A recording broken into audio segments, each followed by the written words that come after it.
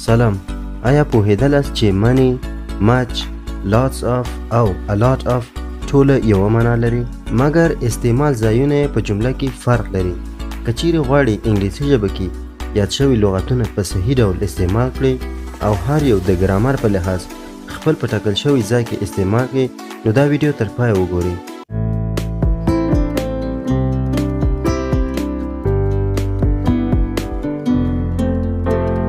په انګلیسي ژبه کې چې کله غواړو یو شی اندازه یا مقدار ته اشاره وکړو، نو ډیر عبارتونه وجود لري چې د خاص قانون په زده کړې سره هر یو کولی شو چې خپل په مشخص ځای کې استعمال کړو.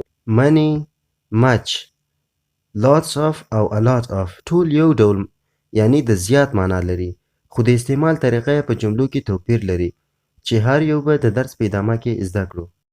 much او many دواړه یوه معنا لري، خو صرف توپیر په دې کې دی چې much د uncountable nouns یا د نه حسابېدونکي اسمونو سره استعمالیږي او many د countable nouns یا حسابېدونکي اسمونو سره استعمالیږي. هر کله چې many په یو جمله کې استعمالیږي، نو د many وروسته اسم باید د جمع په حالت کې وي، اسم باید په مفرد حالت کې نه وي. مثلا نذیر has many books. نذیر زیات کتابونه لري. دلته په جمله کې کچیری متوجه سي د many وروسته books راغلی دی. book یو book یا یو کتاب نه دی راغلی، books د کتاب جمع حالت راغلی دی. نو کله چې many په جمله کې استعمالیږي، د many وروسته اسم د جمع په حالت کې باید وي. کچیری تاسو وایئ نذیر has many book، نو دا غلط دی. نو د many وروسته باید اسم همیشه د جمع په حالت کې وي، چې د اسمونو جمع کول چې اسمونه څه ډول حالت څخه جمع حالت ته واړو، دا مو په ډېر درسونو کې ویلي وو. که چیرې مو نه وي زده، هغه هم د چانل په ویډیوګانو کې کتلی سئ. She has many children. دا ډېر کوچنیان لري. ګوره لکه څرنګه چې موږ ویل د many وروسته باید د اسم جمع حالت وي، نو children irregular noun دی. د اسمونو د جمع کولو په درس کې مو وویل چې ځینې اسمونه irregular وي. نو many دا په دې خاطر دلته children's اس نه دی خوړلی، ځکه د یو کوچني ته child وایي او د کوچنیانو جمع چې ډیر وي په انګلیسي کې children ورته وایي. نو دلته children د جمع حالت دی، نو په دې خاطر د many وروسته د اسم جمع حالت راغلی دی. children کوچنیان یا ماشومان، د کوچني جمع ده، یو ماشوم child او جمع children، نو many children. همدارنګه بل مثال There are many things to do. ډیر کارونه شته چې سر ته ورسو. ګوره د many وروسته things شیان د جمع حالت دی. نو دا مو په یاد وي د much او many ترمنځ توپیر صرف په دې کې دی چې much د uncountable nouns یا د نه حسابېدونکي اسمونو سره استعمالیږي او many د countable nouns د حسابېدونکي اسمونو سره استعمالیږي. او د many وروسته چې کله موږ په جمله کې many استعمالو، اسم باید د جمع په حالت کې وي، مګر په much کې اسم د جمع په حالت کې نه وي. اوس راځو مثالونو ته. I don't have much time. زه زیات وخت نه لرم. time چې دی دا uncountable noun دی، نه حسابېدونکی یا د حساب وړ اسم نه دی. نو موږ نسو کولی چې ووایو I don't have much times. زه زیات وختونه نه لرم، دا رقم غلط دی. time دا uncountable noun دی، دا جمع حالت نه راځي. نو په دې خاطر چې much د uncountable noun سره استعمالیږي، نو اسم د جمع په حالت کې نه راځي. موږ ویلی سو I don't have much time. زه زیات وخت نه لرم، خو داسې نسو ویلی I don't have much times. که داسې ووایو دا جمله غلط سو. بل مثال I need much money. زه زیات پیسو ته ضرورت لرم. نو دلته موږ نسو کولی چې وایو I need much monies. بل مثال This tree does not need much water. دا درخت زیات اوبو ته ضرورت نه لري. نو موږ نسو کولی دلته waters وایو. که چیرې د اوبو سره جمع حالت ولیکو، دا غلط دی. د much سره اسم په جمع حالت کې نه راځي او much د uncountable noun یا نه حسابېدونکي اسمونو سره استعمالیږي. water خپله uncountable noun دی. نو په پایله کې که چیرې موږ ووایو There is not much water in the swimming pool. د لمبېدو په حوض کې زیات اوبه نشته. دا جمله څنګه دی؟ صحیح دی. There is not much water ځکه اوبه uncountable nouns نو much ورسره استعمال کړي. او که چیرې موږ وایو There is not many water in the swimming pool، نو دا جمله غلط دی ځکه د money سره water نه راځي. water uncountable noun دی. نو د water سره much راځي. او همدارنګه که money د اسمونو سره راځي نو هغه اسمونه د جمع په حالت کې وي. مثلا موږ ویلی سو there are not many trees in the garden. په باغ کې زیات درختې نسته. many trees.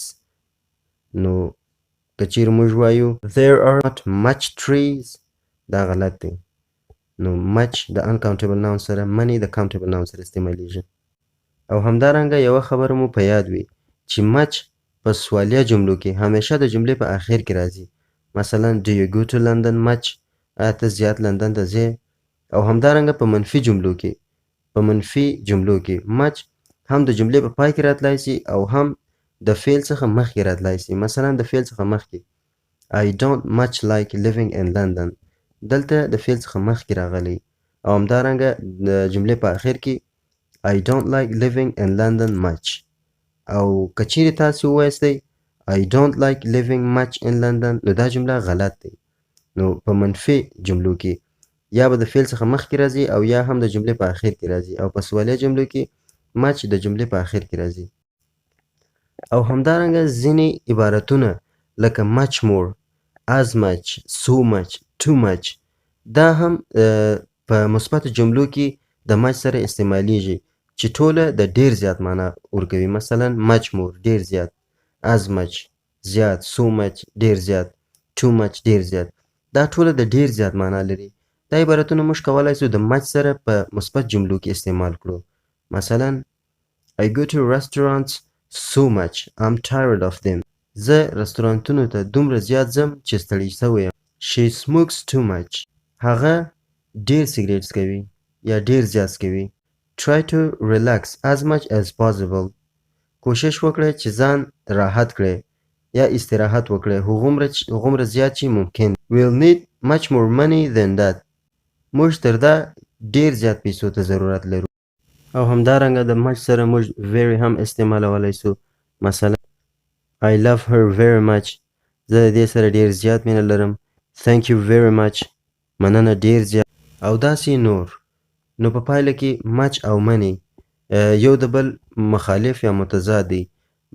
money د countable nouns او much د uncountable nouns سره استعمالیږي. نو اوس که چیرې تاسې یو اسم سره غواړئ much یا money استعمال کړئ او نه پوهیږئ چې دا اسم آیا countable noun دی که uncountable noun، آیا زه much استعمال کړم که money استعمال کړم. که چیرې په داسې ځای کې لاره درڅه ورکه سول نو money او much زیاتره وخت په سوالیو کې استعمالیږي. نو که چیرې تاسې په داسې ځای کې بند پاتې سواست نو بهتره ده چې د a lot of او lots of څخه استفاده وکړئ. a lot of او lots of دواړه د much او money په ډول یو ډول معنا لري، خو فرق په دې کې دی چې a lot of او lots of دا دواړه هم د countable noun سره استعمالیږي او هم د uncountable noun سره استعمالیږي. نو په پایله کې هر کله چې تاسې نه پوهېدلست چې آیا دا اسم countable noun دی که uncountable noun، آیا زه اوس much ورسره استعمال کړم که money، نو په داسې حالت کې بهتره ده چې په مثبتو جملو کې د a lot of او یا د lots of څخه استفاده وکړئ. د a lot of او lots of دواړه د much او money په ډول یو معنا لري. a lot of او lots of دواړه په غیر رسمي مکالمو کې یا خبرو اترو کې استعمالیږي. په a lot of او lots of کې په دا دواړو کې lots of یو څه ډیر غیر رسمي دی. مثلا موږ ویلی سو a lot of water is wasted. ډیر زیات اوبه ضایع سولې. او همدارنګه ویلی سو lots of water is wasted. زیات اوبه ضایع سولې. او همدارنګه ویلی سو much water is wasted. زیات اوبه ضایع سولې. او همدارنګه موږ ویلی سو a lot of computers are needed at school. مکتب ته یا مدرسې ته ډیر کمپیوټران ضرورت دی. a lot of computers are needed at school. او همدارنګه ویلی سو lots of computers are needed at school. او همدارنګه ویلی سو many computers are needed at school. نو په پایله کې د money او much، lots of او a lots of ترمنځ توپیر دا دی چې موږ money او much کولی شو په سوالیه جملو کې استفاده کړو، مګر lots of او a lot of د how much سره نشي استعمالولی. موږ ویلی سو how many people were there څومره خلک هلته وو موږ نسو ویلی چې وایو how lot of people were there دا جمله غلط دی مثلا موږ ویلی سو we have as much money as they have ولی موږ نسو ویلی we have as lots of money as they have نو موږ lots of او a lot of د so many as much as too many سره نسو استعمالولی او همدارنګه موږ how much غوندې په سوالیه جملو کې نسو استعمالولی نو په پایله کې money او much زیاتره په سوالیه جملو کې استعمالیږي او په نورو جملو کې بهتره ده موږ د lots of او a lot of څخه استفاده وکړو ځکه دې دواړه هم د countable noun سره استعمالیږي او هم د uncountable noun سره استعمالیږي ملګرو د نن درس مو همدومره خدای دې وکړي چې څه نه څه مو ترې زده کړي وي که چیرې کومه پوښتنه لرئ په کومنټ کې ولیکئ حتما یې جواب درکوم که چیرې ویډیو مو خوښه سوې وي مهرباني وکړئ لایک یې کړئ او که چیرې نوی زموږ چینل سره یوځای سوي یاست چینل در سره سبسکرایب کړئ تر نوې ویډیوګانو په خدای پاک مو سپارم ښه وخت ولرئ